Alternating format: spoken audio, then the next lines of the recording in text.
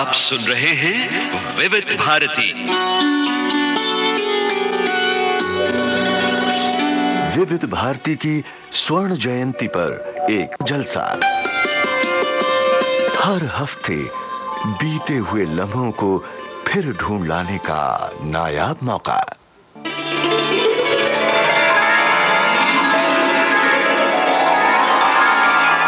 विशेष कार्यक्रम स्वर्ण स्मृति।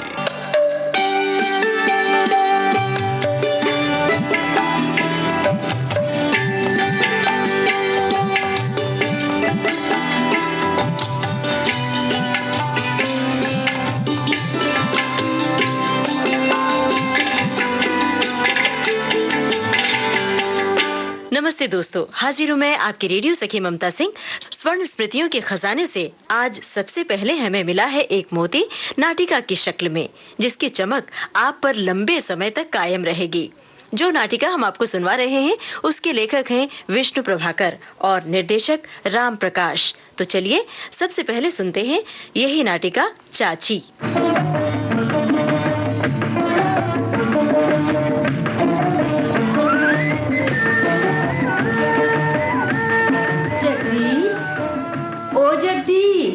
क्या है चाची? मेरी चिट्ठी डाल दी थी ना बेटा? हाँ, डाल दी थी। कल पहुंच जाएगी ना? हाँ हाँ, पहुंच जाएगी। अच्छा, कल कुछ खबर आए तो उसी समय बता जाना। भला बेटा, ना जाने ज्ञानू का क्या हाल है। चाची, तुम्हें तो एक बात का वहम हो जाता है। हाल क्या होता है? बुखार उतर गया है, कमजोरी होगी, 2-4 दिन में ठीक हो जाएगा। तुम तो यूं ही चिंता करती रहती हो। यूं ही चिंता करती रहती हूँ। सब इसी तरह मजाक उड़ाते हैं, पर मेरे दिल में झांक कर कोई नहीं देखता। ज्ञानू को मैं जानती हूँ, मेरा बेटा है। मेरे बिना वो ठीक से खाना भी नहीं खा सकता, पर मैं क्या करूँ? कॉलेज वाले तो मुझे वहाँ ठहरने ही नहीं देते। जगदीश बाबू, जगदीश बाबू। कौन है रे? जगदीश बाबू की चिट्ठी है, उठा लीजिए। आती हूँ। लिफाफा है, जरूर ज्ञानू ने भेजा है। लिखावट उसी की जान पड़ती है, ना जाने क्या लिखा है। अरे किससे पढ़वाऊं? ये जगदीश है कि 2 मिनट को भी घर नहीं टिकता। किसकी चिट्ठी आई है चाची? ज्ञानू की है, देवी की माँ। अब तो वो ठीक है ना चाची? क्या ठीक है देवी की माँ? पिछली चिट्ठी में लिखा था भूख कम लगती है। भूख कम लगेगी तो खाएगा क्या, और खाएगा नहीं तो जिएगा कैसे? ना चाची, ऐसी अशुभ बात मुंह से ना निकालो। जुग जुग जिए तुम्हारा ज्ञान। भगवान करेगा तो एक दिन पढ़ लिख कर अफसर बनेगा। हाँ, अफसर बनेगा। भगवान करे इसकी भाखा पूरी हो। पर खाएगा नहीं तो पढ़ाई कैसे होगी? वो तो ऐसा पगला है कि दिन भर पढ़ता रहता है, ना खाता है ना पीता है। भला बीमार ना हो तो क्या हो? मैंने कही राम राम चाची। कहो क्या हाल है ज्ञानू भैया का? अरे क्या हाल होता, पिछली चिट्ठी में लिखा था भूख तो लगने लगी है, पर खाना नहीं पचता। जो खाता हूँ कलेजे पर रखा रहता है। अरे यही तो जड़ है, पचता नहीं तो भूख झूठी है, और झूठी भूख बीमारी की निशानी है। नहीं चाची, ऐसी बात नहीं है। तुम जानो बीमारी के बाद तो ऐसा लगता ही है थोड़ा थोड़ा खाने से सब ठीक हो जाएगा। यही तो बात है। उसे कौन बतावे कि बीमारी के बाद थोड़ा थोड़ा खाना चाहिए। मैं पास रहूं तो। चाची, तुमने मेरी चिट्ठी ली है? हाँ, ये लिफाफा है, ज्ञानू ने भेजा है। पढ़ तो। ये चिट्ठी ज्ञानू के पास से नहीं आई चाची। हाँ, ज्ञानू के पास से नहीं आई, पर लिखावट तो उसी की है। चाची, तुमसे हम भर पाए। तुम्हारे लिए सब लिखावट एक सी है। वही बात है, काला अक्षर भैंस बराबर। सब संस्कृत है। सब चिट्ठियां ज्ञानू के पास से आती हैं। तू तो बेटा मखौल करता है। नहीं, सच्ची बता किसकी चिट्ठी है? ज्ञानू की। लिखा है भूख नहीं लगती। सच? परे हट, मजाक करता है जैसे मैं कोई पागल हूँ। अब देखो, हम बताते हैं तो मजाक समझती हो। चाची, ये चिट्ठी तो मेरे एक दोस्त की है, पर सीता का पत्र आया है। ये देखो, ये रहा। वो दिल्ली आ गई है। हाँ। और 10-12 दिन में ज्ञानू के साथ यहाँ आएगी। और क्या लिखा है? ज्ञानू की भूख के बारे में कुछ नहीं लिखा? नहीं।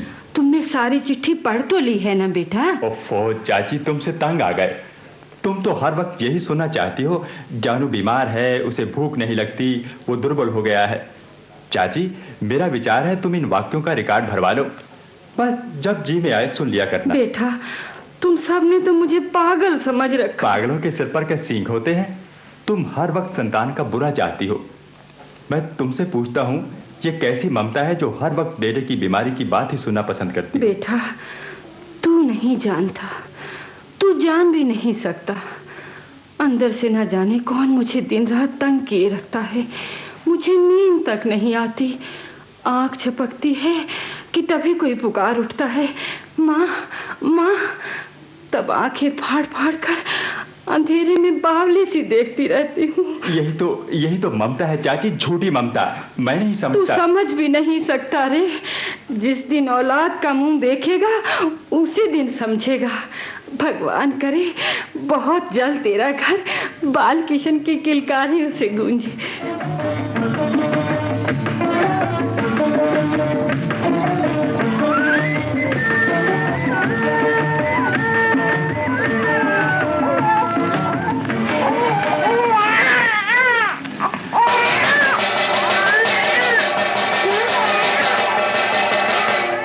फिट रही है?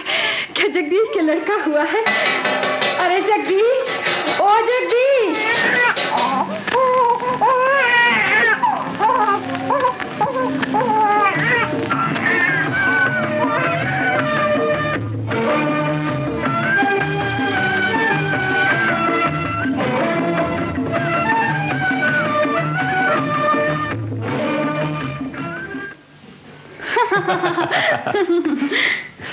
कैसा दुष्ट होता जा रहा है। देखो देखो, हे श्रीमान कैसे हाथ पांव फेंक रहे हैं।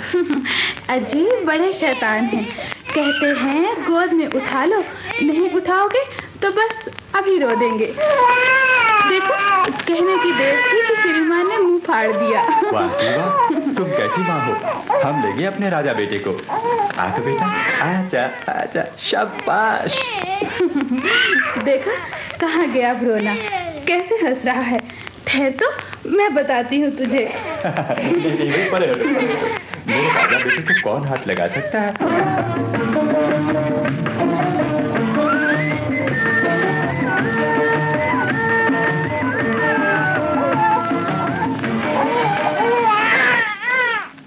भाई क्या बात है, क्यों रुलाए जा रही हो?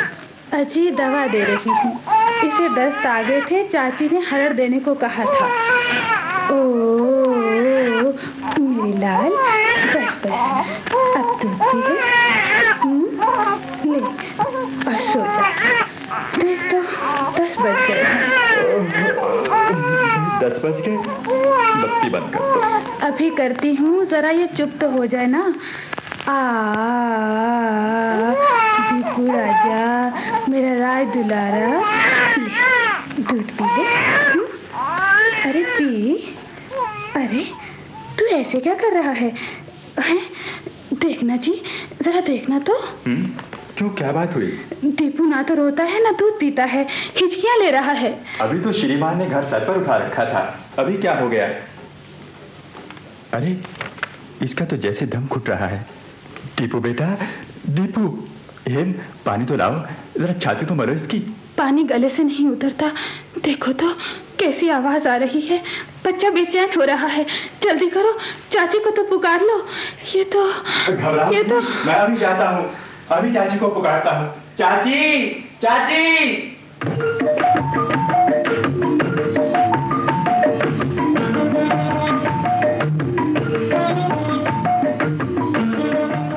अरे कहाँ है दीपू? देखो तो क्या बात हो गई। बहू, तुमने इसे हरड़ पीस कर दी थी ना?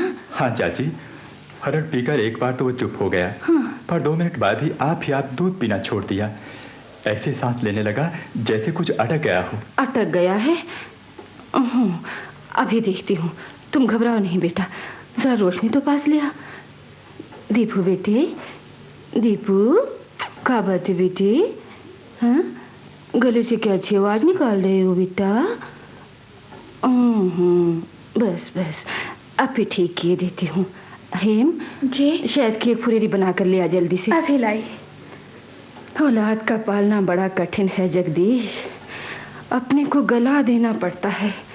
मामूली बात है, तेरी बहू ने हरड़ पीसी पर उसे ठीक से छाना नहीं, कहीं एक कणी रह गई और हवा की नाली में अटक गई। एक कणी? एक कणी तो जान ले लेती है। अरे बच्चा होता क्या है, एक फूल जरा तेज हवा लगी कि मुरझा गया, जरा तेज पानी पड़ा कि गल गया। बड़ी सावधानी रखनी पड़ती है। लो चाची शहद। ला मुझे दे। बेटा दीपू, मुंह खोलो बेटा, मुंह खोलो राजा बेटा। अरे नहीं खोलोगे? अच्छा अच्छा, हम खोलेंगे। जा बच। अब रो तो दो। तू रोएगा तेरे माँ बाप हंसेंगे। देखता नहीं तेरे रोने के इंतजार में कैसे पागल से खड़े हैं। रो बेटा, शाबाश, और रो। हाँ, ऐसे। अब गोली लेकर से दूध पिलाना। जरा सी देर में घबरा जाते हो। अरे नहीं जानते कि औलाद को पालने के लिए बड़ी हिम्मत चाहिए। तुम हो कि तनिक सा दुख देखा और लगे रोने। खबरदार जो इस तरह घबराए। अरे अभी तो मैं बैठी हूँ। हेम, दीपू दूध पी रहा है ना? दूध तो पी रहा है, पर बदन तवे की तरह जल रहा है। बुखार तो इसे सवेरे ही था, अब तेज हो गया है और अभी और तेज होगा। वैसे भी अभी बिल्कुल ठीक नहीं हुआ है। अभी ठीक नहीं हुआ? हाँ, अभी कई बार इसके गले में शहद चुपड़ना होगा, पर घबराने की कोई बात नहीं है। बुखार एक बार तेज होगा, फिर धीरे धीरे कम हो जाएगा। अच्छा, मैं चलूं? और हाँ जगदीश। हाँ चाची। सवेरे तो मुझे गाड़ी पर बैठाना बेटा। गाड़ी पर? क्यों? क्यों क्या, ये ज्ञानू क्या मुझे जीने देगा? अरे लिखा है मुझे खांसी हो रही है, सीता का लड़का बीमार है, सो बेटा दिल्ली जाना ही पड़ेगा। अच्छा चाची, बैठाऊंगा। पर चाची, दीपू ठीक हो जाएगा? अरे ठीक क्यों ना होगा, ठीक तो वो हो ही गया है। तुम कैसे माँ बाप हो, जरा सा दुख हो कि घबरा जाते हो। अरे अभी तो एक है, कल को जब एक का कान कूलेगा, दूसरे की टांग टूटेगी, तीसरे के पेट में पीड़ा होगी, तब क्या करोगे? अच्छा ले बैठ, मैं चली। हाँ बहू, दीपक के गले में शहद चुपड़ देना और सवेरे मुझे बुखार की खबर देना, गफलत मत करना। अच्छा जी।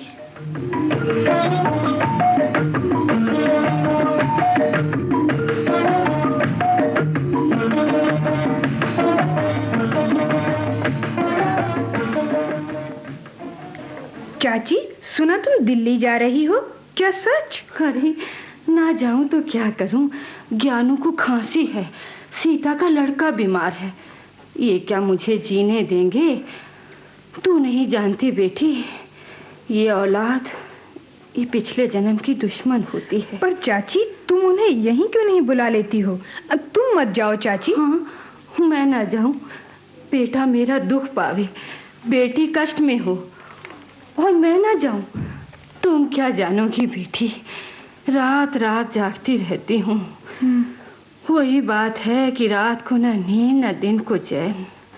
औलाद ना हो तो यूं रोते हैं, और हो तो यूं मुसीबत है।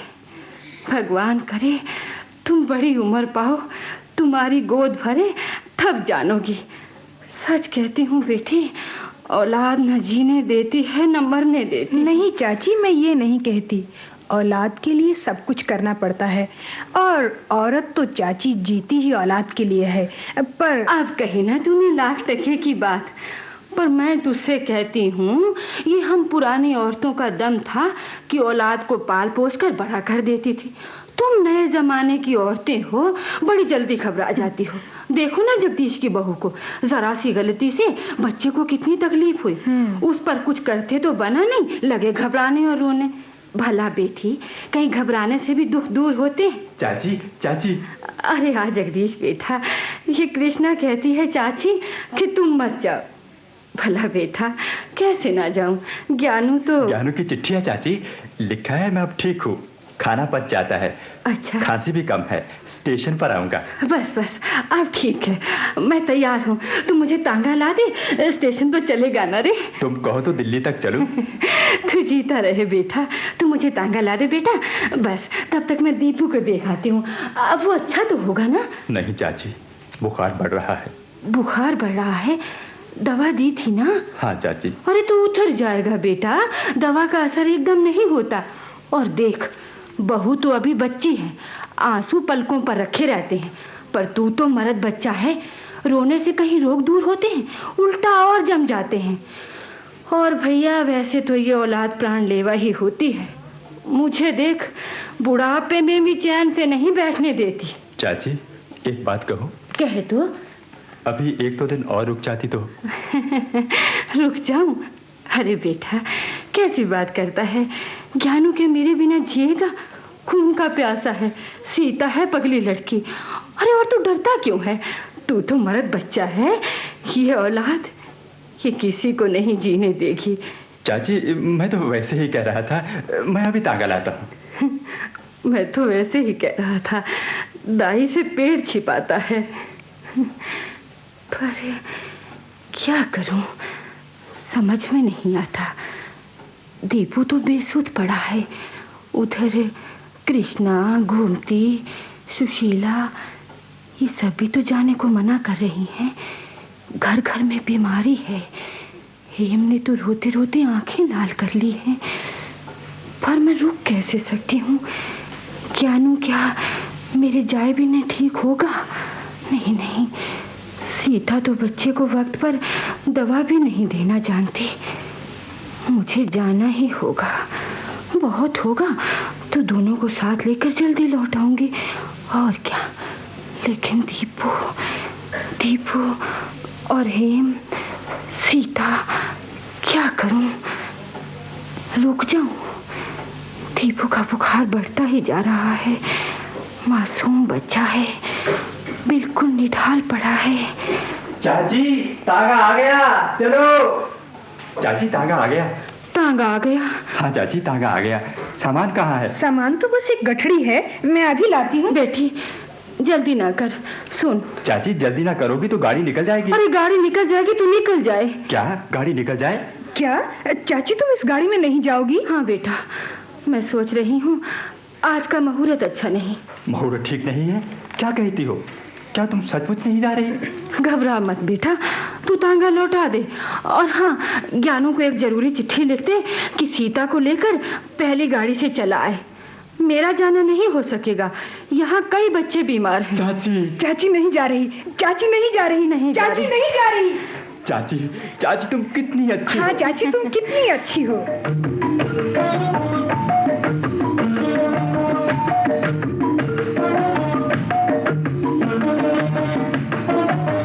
चाची। अभी आप सुन रहे थे विष्णु प्रभाकर की लिखी ये नाटिका। इसके निर्देशक थे राम प्रकाश।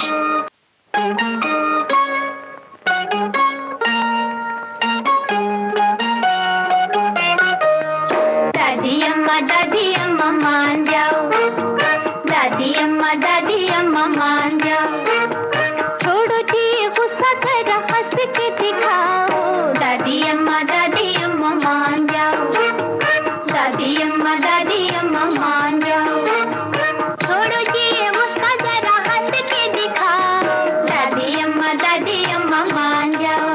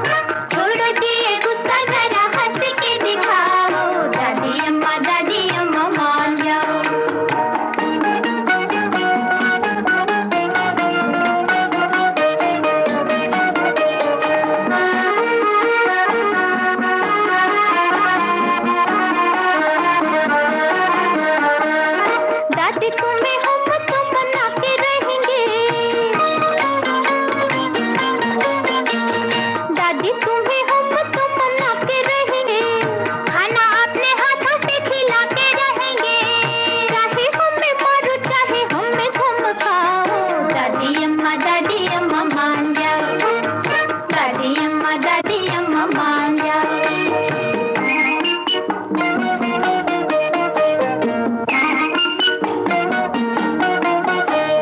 कहो तो तुम्हारे हम चंपी कर दे, कहो तो तुम्हारे हम चंपी कर दे, पियो तो तुम्हारे लिए हुक्का भर दे, हंसी न छुपाओ जरा आंखें तो मिलाओ, दादी अम्मा मान जाओ, दादी अम्मा मान जाओ।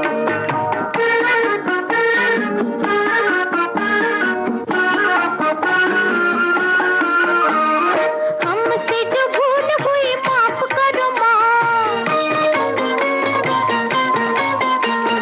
हमसे जो भूल हुई माफ करो माँ, गले लग जाओ दिल साफ करो माँ, अच्छी सी कहानी कोई हमको सुनाओ, दादी अम्मा मान जाओ, दादी अम्मा मान जाओ। छोड़ो ये गुस्सा जरा हंस के दिखाओ, दादी अम्मा मान जाओ, दादी अम्मा मान जाओ। दोस्तों, साहिल लुधियानवी एक ऐसे शायर और गीतकार थे जिनकी शायरी और गीत हर किसी के जज्बात के मीत बन जाते हैं। साहिर साहब की शायरी में कशिश है, सादगी है, रूमानियत है, अपनापन है, मोहब्बत है, जुदाई है, दो दिलों को जोड़ने की ताकत है और भी है बहुत कुछ। आइए जाने साहिर साहब किस तरह बस गए शायर हसन कमाल की यादों में। मेरी यादों में साहिल लुधियानवी, इस उन्वान से शायर हसन कमाल ने विविध भारती के साथ अपनी यादें बांटी थी। ये रिकॉर्डिंग हुई थी विविध भारती के स्टूडियो में सन 1999 में। आइए सुने। साहिर लुधियानवी साहब से मेरी पहली मुलाकात लखनऊ में हुई थी, जब मैं लखनऊ यूनिवर्सिटी का स्टूडेंट था और वो यूनिवर्सिटी के एक मुशायरे में पहली बार लखनऊ आ रहे थे। ये वो ज़माना था कि जब साहिर लुधियानवी का वो क्रेज़ था कि लोग कहते थे कि अगर कोई साहिर लुधियानवी का नाम नहीं जानता तो या तो वो शायरी के बारे में कुछ नहीं जानता या फिर नौजवान नहीं, क्योंकि साहिर लुधियानवी उस ज़माने में नौजवानों के महबूब तरीन शायर थे। मुझे अच्छी तरह याद है कि मैं उन्हें रिसीव करने के लिए दूसरे स्टूडेंट्स के साथ चारबाग पहुंचा,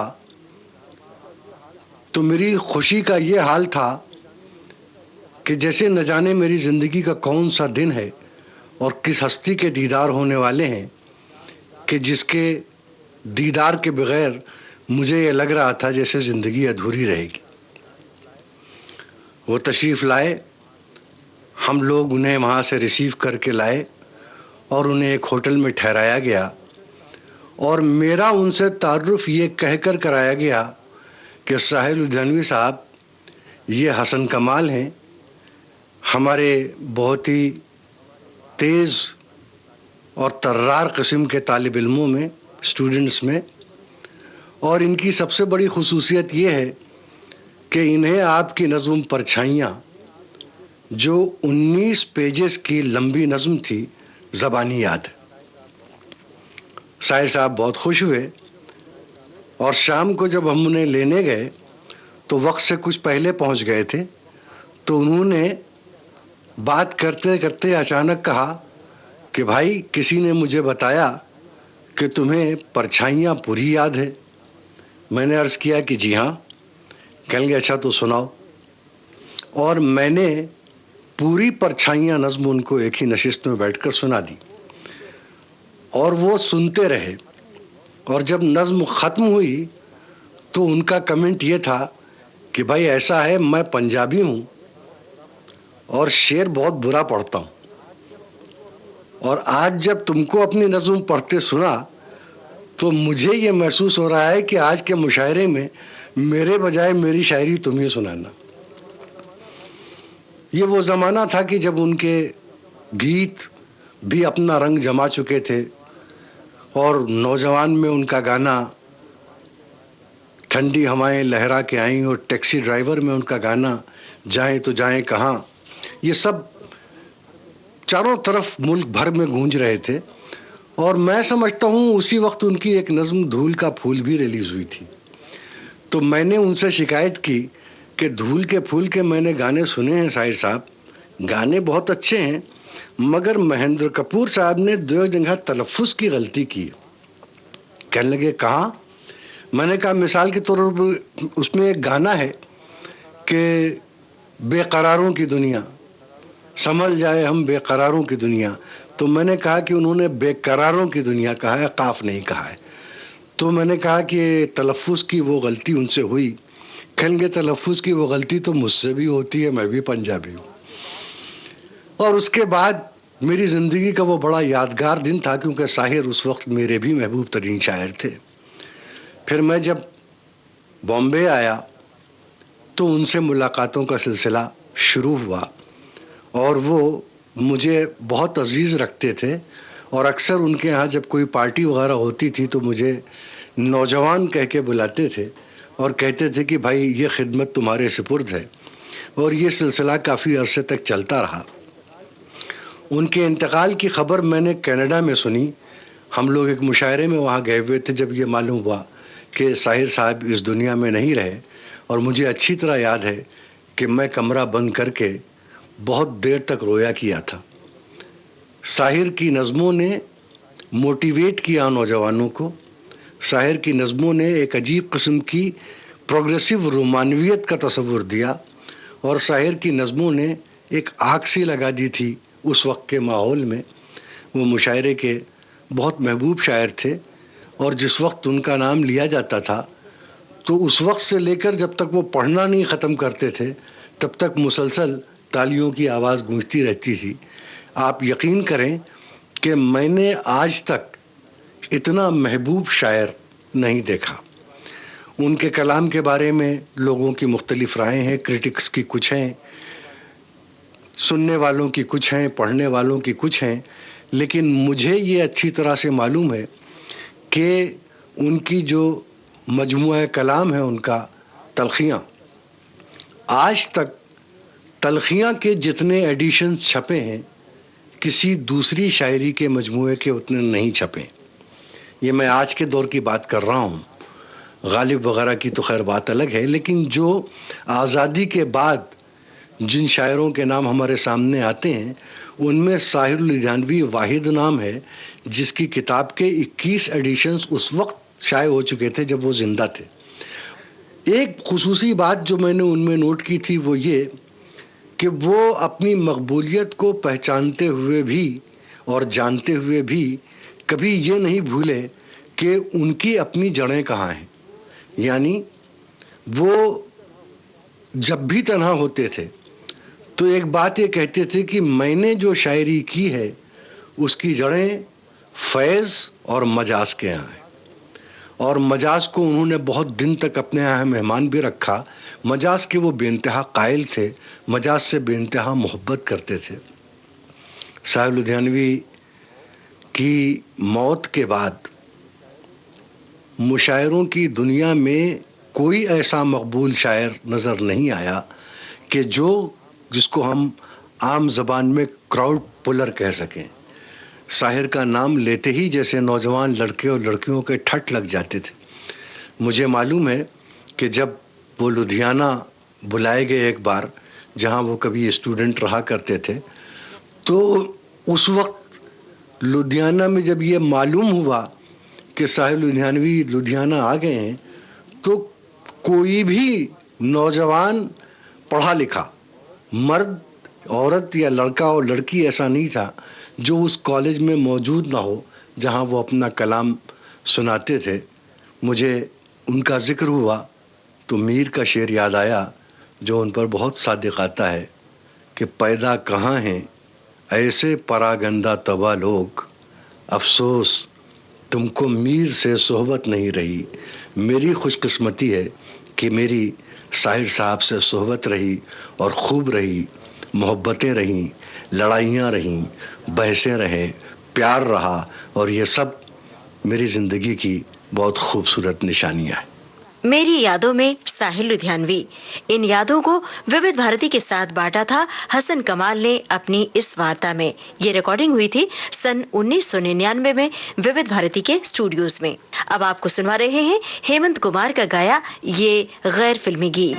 आंचल से क्यों बांध लिया मुझ परदेसी का प्यार, आंचल से क्यों बांध लिया मुझ परदेसी का प्यार, जाने वाले से रुकने की, जाने वाले से रुकने की आशा है बेकार, आंचल से क्यों बांध लिया मुझ परदेसी का प्यार।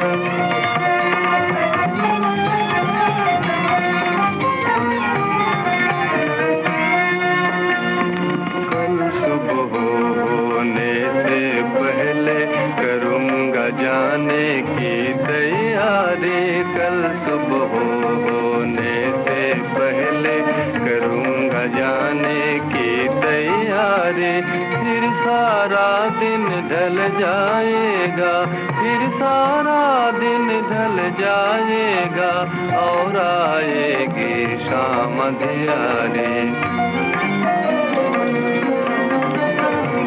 खड़े खड़े तुम राह तकोगे, खड़े खड़े तुम राह तकोगे, रख के कमर पर हाथ का भार, आंचल से क्यों बांध लिया मुझ परदेसी का प्यार। आप सुन रहे थे हेमंत कुमार का गाया ये मीठा सा गीत। दोस्तों, इस दुनिया में हर किसी से दोस्ती रखनी चाहिए, हर किसी के लिए अपने भीतर प्यार का जज्बा रखना चाहिए। कहते हैं ना, जाने कौन से वेश में भगवान आपकी मदद करने आ जाए। इसलिए नफरत फेंक सबके लिए दया, ममता और प्यार का भाव रखें। ये प्यार और दया की बातें हम आपसे इस वक्त इसलिए कर रहे हैं क्योंकि हम विविध भारती के संग्रहालय से आपके लिए खोज कर लाए हैं ये देवराज दिनेश की हास्य कविता, का जाने का वेश में नारायण मिल जाए। जल्दी कर, जल्दी आ मेरे प्यारे मोटू भाई। अरे क्या तुझको इंजन की सीटी पड़ती नहीं सुनाई? वाह, अरे जल्दी कर वरना यह गाड़ी चलने ही वाली है। तेरी चाल सदा रहती हाथी सी मतवाली है, तू भी बनकर सदा मुसीबत साथ सफर में रहता, तेरे पीछे मैं बेचारा कष्ट बहुत ही सहता। अरे दौड़ मत वरना धरती धसक जाएगी सारी, धरती बेचारी को भी है पड़ी मुसीबत भारी, जाने इसने कैसे तेरा भारी बोझ सहा है।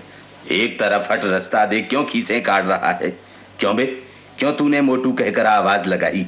मोटू नहीं कहा था मैंने प्यारे मोहन भाई।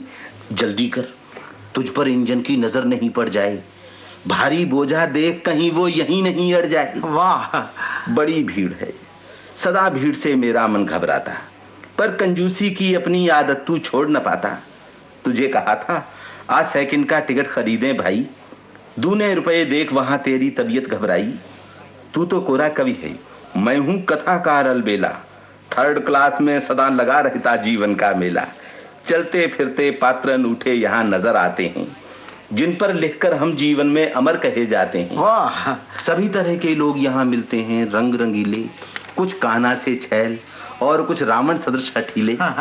मैं जनता का लेखक, जनता के ही संग रहता हूँ, जन जनार्दन की बातें लिखता हूँ और कहता हूँ। तुम कवि हो, तुमको चांद सितारों की दुनिया है भाती, और रूप की माचिस तेरा जीवन दीप जलाती। अच्छा प्यारे, भाषण मत दो, जगह बनाओ बैठे, या फिर कलकत्ते तक खड़े खड़े हम यूं ही ऐठे। अच्छा जी, कविताओं में ही सीखा है धरती गगन मिलाना, वैसे मेरे यार रहा जीवन भर सदा जनाना। एक तरफ हट, पल में तुझको जगह बना बिठलाऊं, अरे अपनी धारावाहिक वाणी से रसधार बहाऊं। ए ठाकुर जी, तने को उधर को सर को मेरे भाई। अच्छा, उधर पड़ा है बिस्तर, तुमको देता नहीं दिखाई। नीचे धर दो, नीचे धर दो, मैला हो जाएगा, फिर क्या इसको आकर मेरा बाबा धुलवाएगा? अरे ऐसी ही थी, ठसक समय से कुछ पहले तो आते और समय से पहले आकर अपनी जगह बनाते। अच्छा, और समय की बातें नहीं हो रही प्यारे, दे दो जगह, नहीं तो होंगे मंदे हाल तुम्हारे। मंदे हाल करेगा मेरे, तौन फुला कर आया, चक्कर खाएगा 2 महीने झापड़ अगर जमाया। इतना कहे ठाकुर साहिब निज मूछ लगे सहलाने, मानो मूछों से ही वह मोहन को लगे डराने। अरे मूछों पर मत हाथ फेर कुछ रौब न पड़ने वाला, मूछों पर मत हाथ फेर कुछ रौब न पड़ने वाला, तेरी शक्ल देखकर मजनू भी न डरेगा लाला। सुन मजनू का नाम, एक स्वर आह खींचकर बोला, ऐसे लगा कि जैसे उसके मन का आसन डोला। मजनू लैला की मत बातें यहाँ करो तुम भाई, सुन मजनू का नाम याद है अपनी लैला आई। इनसे मत उलझो, बतला दूं हैं यह ठाकुर असली है, ईश्वर ने इन्हें बनाया बिन हड्डी और पतली, टांग बांस के ऊपर हांडी और कपड़े पहनाकर भेजा है ईश्वर ने इनको नकली मूछ लगाकर। बैठो तुम हरीश, बिस्तर मैंने नीचे धर डाला, नहीं करने पर भी गुस्ताखी कर डाली लाला। अच्छा अब तो क्षमा किया, मत बात बढ़ाना आगे, वरना मेरे हाथों पिट जाओगे तुम हतभागे। इस चंदा से मुख पर गुस्सा नहीं सज रहा भाई, तुम आ जाओ, इधर जगह है मैंने यहाँ बनाई।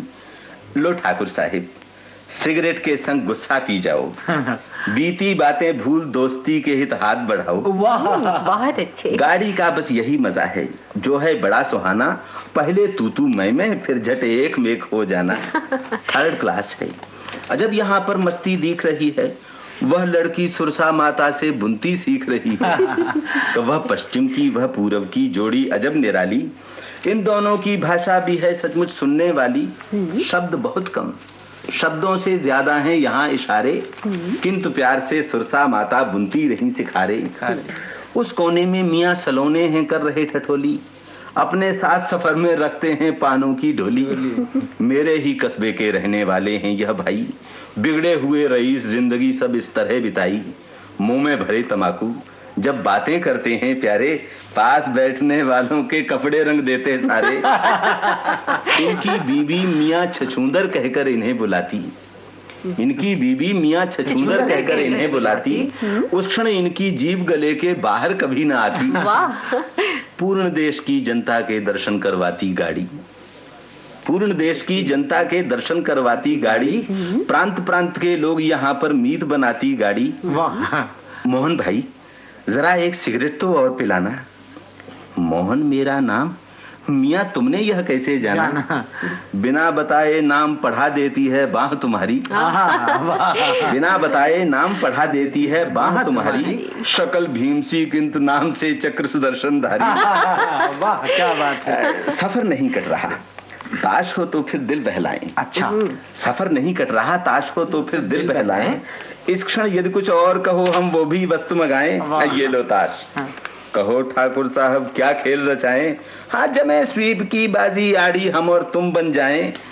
देख निकलती ताश सलोने मियाँ बहुत खर्चाए, करते हुए जुगाली पानों की ऊंचा चिल्लाए। ऐ ठाकुर साहब, अरे साथी कम हो तो हम आ जाएं। साथी तो हम पूरे ही हैं, कैसे तुम्हें बुलाएं। अजी पान की चलती फिरती ये दुकान बुलाओ, आप बिन पानों के मजलिस ही क्या मेरी जगह खिलाओ। मेरी जगह खिलाओ, मुझको स्वीप न बढ़िया आती। अरे आओ मियाँ सलोने, तुम बिन महफिल रंग न पाती। तो आए मियाँ सलोने तरह तरह की अदा दिखाते, घुटनों तक झुक झुक कर उन सबको आदाब बजाते। ओ सलाम मंजूर दोस्तों, पान पेश करता हूँ, हम मियाँ तुम्हारी इसी अदा पर बरसों से मरता हूँ। अब तारुफ हो जाए।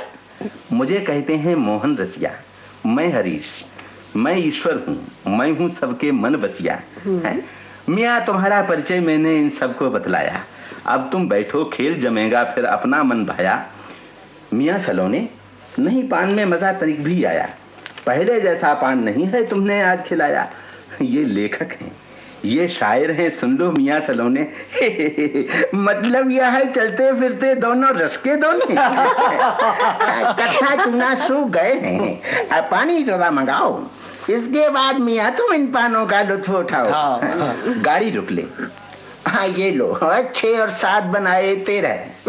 तुमने इधर बनाए, हमने इधर उठाए 13। पानदान बढ़िया है, खानदान भी बढ़िया प्यारे। हाँ, इसको खुद बनवाया, रुपए लगे 50 हमारे, चांदी का है।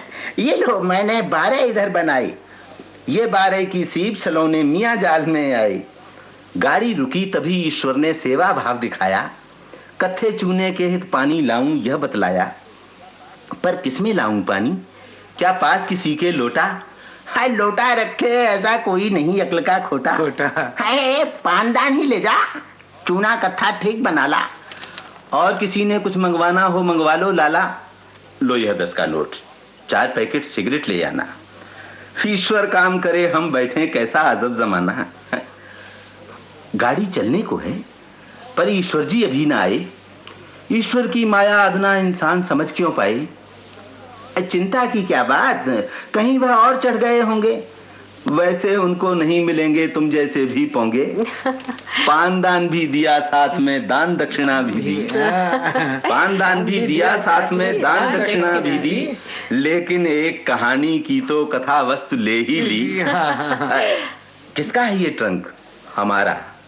उसका है यह झोला, ईश्वर चंद्र लिखा है ऊपर, बाकी सब बम भोला। इसमें क्या है? जेब कतरनी और सुमिरनी माला। वाह। और एक कागज जिस पर यह लिखा हुआ है लाला कि तुलसी या संसार में सबसे मिलिए धाय, ना जाने का वेश में नारायण मिल जाए। का जाने का वेश में नारायण मिल जाए, ये थी देवराज दिनेश की हास्य कविता। अब हम आपको सुनवा रहे हैं मोहम्मद रफी की आवाज में ये गैर फिल्मी गीत। गीत और संगीत है श्याम शर्मा का।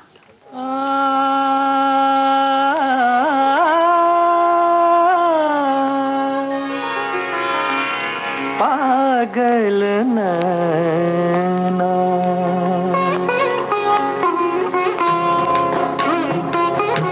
पागल नैना सगरी रहना, तेरी बाट निहारे निहारे। पागल नैना सगरी रहना, आजा रे निर्मोही अब तो सुने मन के द्वारे। पागल नैना सगरी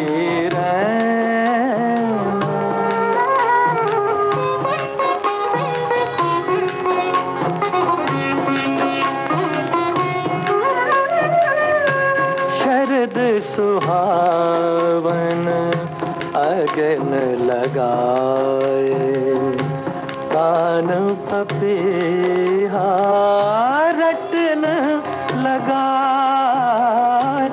व्याकुल जियरा जैसे दियरा जल कर आप जला रे।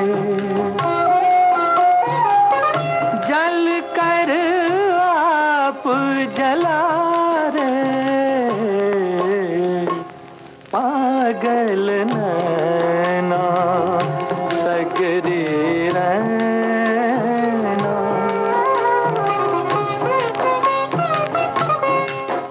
मोहम्मद रफी का गाया ये गीत अभी आप सुन रहे थे। गीत और संगीत था श्याम शर्मा का। दोस्तों, अगर आदमी की दुम होती तो क्या होता? तो शायद आदमी आदमी नहीं बल्कि पशु होता। अरे अरे, इस बारे में व्याख्या करने वाली भला मैं कौन होती हूँ? इस वक्त तो मेरा काम है आपको सवालों के घेरे में कैद करना। आप कहेंगे ऐसा क्यों भाई? बस यही तो है सवाल। चलिए सवालों के इस भंवर जाल से आपको निकालते हैं और सुनवाते हैं ये रोचक वार्ता, अगर आदमी के दुम होती। इसके लेखक हैं अमृतलाल नागर, वाचन स्वर ब्रिज मोहन का। मनुष्य की एक आदत होती है, जिन बातों की उसे कुदरती चाहना हुआ करती है उन्हें वो सबसे पहले अपने साहित्य में प्रदर्शित करता है। प्रमाण के लिए चंद्रमा की बात ही ले लीजिए। आज तो इंसान ने करीब करीब उसे पा ही लिया है, परंतु सदियों पहले ही साहित्य में उसकी ये तड़प तरह तरह से प्रकट हो चुकी है। चांद को न देख पाने वाले बेचारे अंधे महाकवि सूरदास तक मनुष्य की उस कुदरती चाहना के गीत गा गए कि मैया मैं तो चंद्र खिलौना लई हूं। इसी प्रकार दुमदार बनने की चाहना भी कुदरती तौर पर मनुष्य जाति को रही है। क्योंकि भगवान ने मनुष्य को सचमुच ही दुम नहीं दी, इसलिए उसने दुम संबंधी कई मुहावरे बना डाले। हम आप सभी अक्सर मौका पड़ने पर कहा करते हैं, वो देखो वो आदमी कैसा दुम दबाए भागा जा रहा है, या फलाना तो फलाने के आगे सदा दुम ही हिलाता रहता है। इसके अलावा आपने दुम छल्ला या पुछल्ला शब्दों का प्रयोग भी अक्सर किसी न किसी के लिए किया ही होगा। इससे ये साबित होता है कि आदमी केवल दुम ही नहीं चाहता, बल्कि अपनी दुम को सजाना भी चाहता है। बछड़े जब अपनी दुम उठाए हुए किलोले मारते हैं, बिल्लियां जब क्रोध में उन्हें तान तान कर एक दूसरे पर गुर्राती हैं, या बंदर जब मुंडेरों पर अपनी अपनी दुमें लटका कर सानंद बैठते हैं, तो कितना सुहाना मालूम होता है। अगर आदमी की दुम होती तो सोचिए कि लोग लुगाइयों के फैशनों में क्या क्या परिवर्तन हो जाते। हजरतगंज, कैनॉट प्लेस, कलकत्ता, बंबई, लंदन, न्यूयॉर्क या मास्को आदि की सड़कों पर लोग लुगाइयां शाम को अपनी अपनी दुमें उठाए हुए मटर गश्ती किया करते। कैसा सुहाना लगता। तब औरतों की 2 चोटियों में रिबन तो लटकते ही लटकते, मगर तीसरा रिबन उनकी दुमों में बहार दिया करता। जब चलती तो पीछे से लगता 3 रिबनदार दुमों वाली ट्राइसिकल जा रही है। पीठ पर चोटियां लहराती, जमीन पर दुमें लहराती। सच मानिए आशिकों का हुजूम बढ़ जाता। आदमी की अगर दुम होती तो उसका रूप ही निखर उठता, यानी कुछ का कुछ हो जाता। उस रूप को पाने के लिए हमारा यह प्रस्ताव है कि आदमी की दुम उगाई जाए। हम जानते हैं कि इस दुम के प्रस्ताव पर आप लोग हंसेंगे, मगर तनिक सोचिए तो सही कि दुमदार आदमी की शान ही कुछ और होती। आजकल अखबारों में चित्र छपते हैं, अक्सर उनमें बड़े बड़े जुलूसों के चित्र आप देखते ही होंगे। आपने ये भी गौर किया होगा कि लोग बांस की खपच्चियों पर नारे वाले पोस्टर बांधकर उन्हें उठाए चलते हैं। अगर दुमें होती साहब, तो ये नारों वाले पोस्टर लोग बाग अपनी दुमों में बांधकर निकला करते। इससे कई लाभ होते। एक तो ये कि बांसों की राष्ट्रीय इकोनॉमी हो जाती, और दूसरे ये कि नारों की सच्चाई और बढ़ जाती। मान लीजिए कि पोस्टर पर लिखा है कि हमारी मांगें पूरी करो। अब सवाल ये उठता है कि किसकी मांगें पूरी हों? बांसों की? अगर दुमों में पोस्टर लटकते होते तो ये प्रश्न ही नहीं उठता। आप कह सकते हैं कि तब बजाय बांसों के मांगें दुमों की कही जाती। मनुष्य से फिर भी उनका सीधा संबंध नहीं होता। मगर नहीं, ये सोचना गलत है, क्योंकि बांस तो आज की तरह तब भी धरती से ही निकलता, लेकिन दुम आदमियों के निकला करती। दुम होती तो और भी कई फायदे थे। मसलन सिनेमा में प्रेम दृश्यों की महिमा बढ़ जाती। हीरो हीरोइन मोहब्बत का डुएट गाकर सीन के आखिरी शॉट में जब प्रेमोन्मत्त होकर अपनी अपनी भाव विभोर दुमें हवा में फरफराते हुए उन्हें एक दूसरे से रस्सी की तरह गूंथना शुरू कर देते, तो सारा हाल तालियों की गड़गड़ाहट से गूंज उठा करता।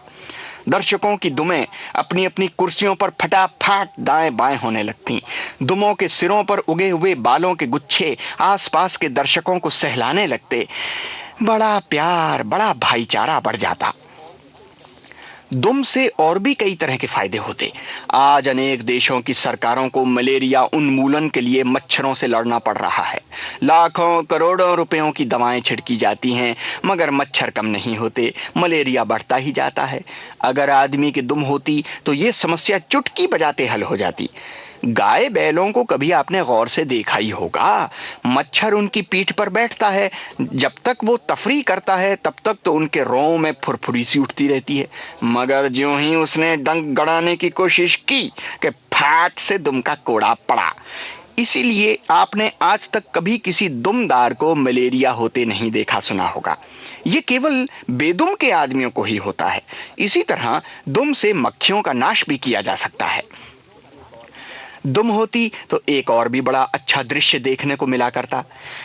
कल्पना कीजिए कि दफ्तर के एक कमरे में चपरासी, बाबू, बड़े बाबू साहब और बड़े साहब सब एक साथ मौजूद हैं। अब बाबू की दुम बड़े बाबू के आगे हिल रही है, बड़े बाबू की दुम साहब के आगे, और साहब की दुम बड़े साहब के आगे हिल रही है, और बेचारा चपरासी इन बड़े बड़े दुमदारों के तुफैल में चारों ओर खुशामद में अपनी दुम लहरा रहा है। सचमुच बड़ा मजा आता। दुमें होती तो यार लोग बजाय एक दूसरे के कंधों पर हाथ रखने के घनिष्ठता में दुमें जोड़ जोड़ कर चला करते।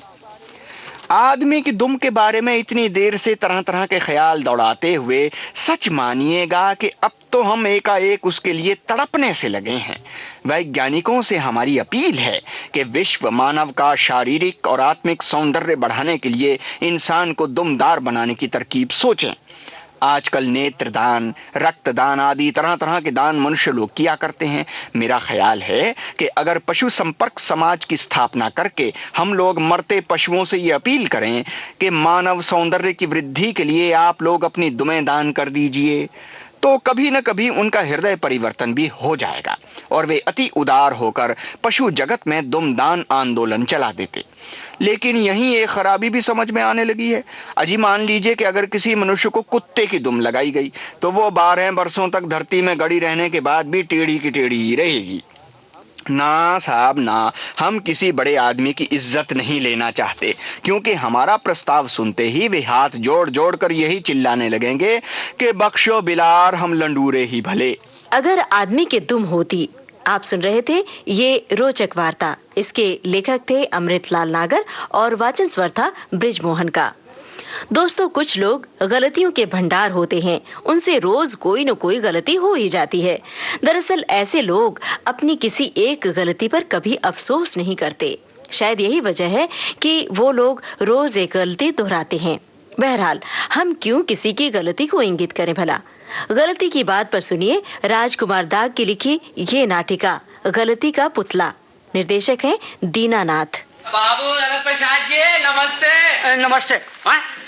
तुमने क्या कहा? अब देखो खैराती लाल, मैंने तुम्हें कितनी बार कहा है कि मेरा नाम बाबू ललित प्रसाद है, मुझे गलत नाम से मत पुकारा करो। गलती हो गई, माफी चाहता हूँ, लेकिन बाबू गलत प्रसाद, मेरा मतलब ललित प्रसाद जी, आप गलतियां भी तो इस कदर करते हैं कि वो गलती गलती गलती, भाई हर इंसान गलती का पुतला है और मैं भी एक इंसान हूँ।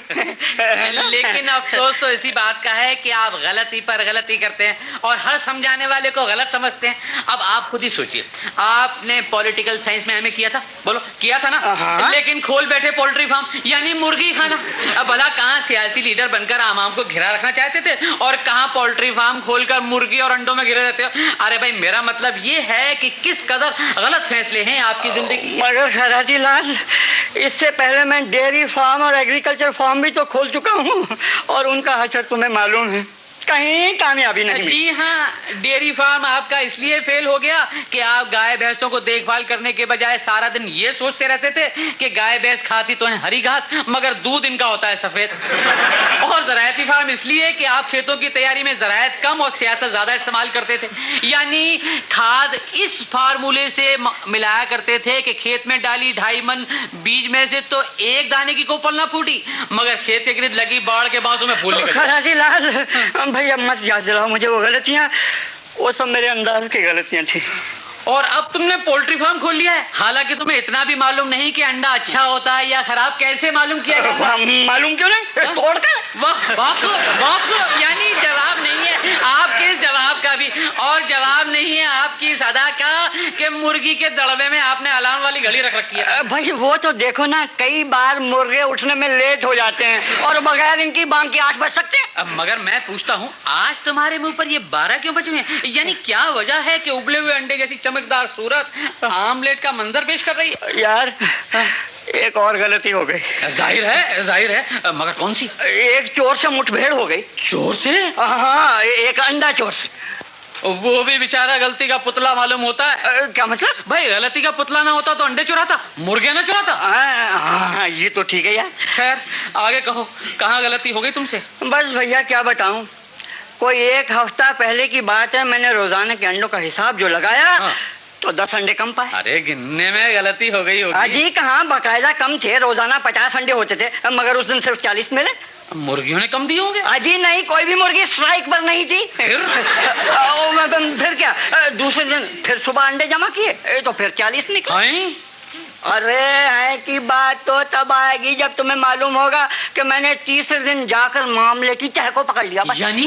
यानी रोज रात को चोर पड़ता था। अच्छा।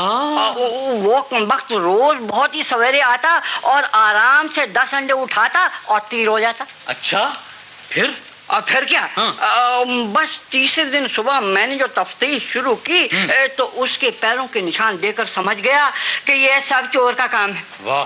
चुनांचे उससे अगली रात मैंने उसे पकड़ने का प्रोग्राम बनाया और छुप कर घात लगाकर बैठ गया। भाई वाह। आधी रात तक आंखें फैलाए देखता रहा मगर कोई नहीं आया। उसके बाद मुझे नींद सी आने लगी। तो जागते रहने के लिए मैंने एक मुर्गी को गर्दन से दबाया और गोद में लेकर बैठ गया।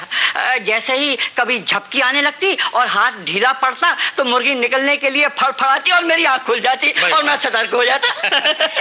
इस तरह सुबह 4 बजे तक डटा रहा। आखिर ठीक 4:15 बजे घर आया मेरा परदेसी। यानी चोर पोल्ट्री फार्म में दाखिल हुआ। मैं मौके की तलाश में उसे देखता रहा, चौकन्ना रहा। वो पट्ठा बारी बारी मुर्गियों के पास आता, उनकी दुम उठाता और नीचे से अंडा निकाल लेता। आते आते वो अंधेरे में मेरे पास भी आ पहुंचा। हस्बे मामूल उसने मेरी गोद वाली मुर्गी को टटोलना शुरू किया और जैसे ही वो अपने ध्यान में था कि मैंने एक जोर का पंजा दिया और उसकी कलाई को पकड़ लिया। बहुत खूब, बहुत खूब भाई, वाह वाह वाह, बहुत खूब। आगे भी तो सुनो। अच्छा क्या? जैसे ही मैंने उसकी कलाई पकड़ी, पठे ने कह दिया एक्सक्यूज मी और मैंने उसे छोड़ दिया। तेरे की रहे ना गलत से गलत प्रसाद। मगर मैं इतना गलत प्रसाद नहीं जितना तुम मुझे समझते हो। दूसरी लम्हा मैंने अपनी गलती महसूस की तो उछलकर उसे भागते हुए टांगों से पकड़ लिया और फिर उसकी मुर्गी जैसी गर्दन को मेरा हाथ पकड़। शाबाश शाबाश मेरे शेर, शाबाश। ये हुई ना बात। माफ करना, फिर जोश आ गया था। फिर क्या हुआ? फिर क्या, मैंने उससे अंडे बरामद कर लिए और ले चला उसे पुलिस स्टेशन। ये अच्छा किया तुमने। अरे आगे भी तो सुनो। जब मैं उसे पकड़कर थाने ले जा रहा था तो पोल्ट्री फार्म से करीब 1 फरलांग दूर जाकर उसने मुझसे बहुत धोखा किया। यानी मुझसे कहने लगा, बाबूजी मैंने चोरी जरूर की है मगर मैं चोर नहीं, ये मेरा पेशा नहीं। भूख और गरीबी से तंग आकर ऐसा किया है। खैर अब आप जो सजा चाहे मुझे दे सकते हैं, मुझे थाने ले जाए, मुझे पिटवाए, मगर मेरी गलती से चप्पल आपके पोल्ट्री फार्म में रह गई है। अगर आप इजाजत दें तो मैं जाकर उसको ले आऊं। अच्छा देखो, जाओ और जल्दी चप्पल लेकर वापस आओ। मगर क्या? वो भैया कहराती लाल, अगर मैं पॉलिटिकल साइंस में MA था तो वो क्रिमिनल साइंस में डबल MA था। अच्छा। वो 1 फरलांग दूर जाकर कहने लगा, क्या? बाबूजी आज मैं दूसरी बार पकड़ा गया इसलिए ये मेरा दूसरा कसूर है। ये मेरा दूसरा जुर्म है मगर मैं अपने आप को मुजरिम नहीं समझता। हकीकत में मैं मजबूर हूँ, चोर नहीं। क्या ये मेरी कम मजबूरी है कि मैं चोरी भी कर रहा हूँ तो सिर्फ अंडे चुरा रहा हूँ? क्या इससे मेरी गरीबी नहीं झलकती कि मेरे पाँव में जूता तक नहीं है? जूता। बाबूजी क्या कितना बदनसीब हुआ, आज फिर अपनी चप्पल आपके पोल्ट्री फार्म में भूल आया। अगर आप इजाजत दे तो। बच्चू, तुमने मुझे बेवकूफ समझा है जो मैं तुम्हारी बातों में आ जाऊंगा। उस दिन तुमने मेरे साथ चालाकी की और चप्पल के बहाने मुझे जुड़ ले गए, मगर आज नहीं दे सकोगे। आज मैं जाऊंगा तुम्हारी चप्पल लाने। बाबू खैराती लाल, खैराती लाल, वो फिर भाग गया। जाहिर है। चलो बाबू ललित प्रसाद, जो होना था तो हो गया। अब भूल जाओ इन बातों को। अरे कैसे भूल जाऊं? जाते जाते वो मेरी नई चप्पल उठा के।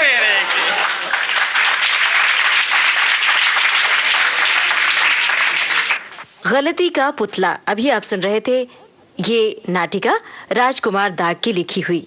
निर्देशक थे दीनानाथ। ये नाटिका आकाशवाणी दिल्ली के सौजन्य से हमें प्राप्त हुई थी और अभी हम आपके लिए खोज कर लाए विविध भारती के संग्रहालय से। प्रस्तुति सहयोग हमें मिला रेखा जमुआर से। विविध भारती की ओर से इसे आपकी सेवा में प्रस्तुत किया आपकी इस रेडियो सखी ममता सिंह ने। तो अब हमें दीजिए इजाजत। नमस्कार।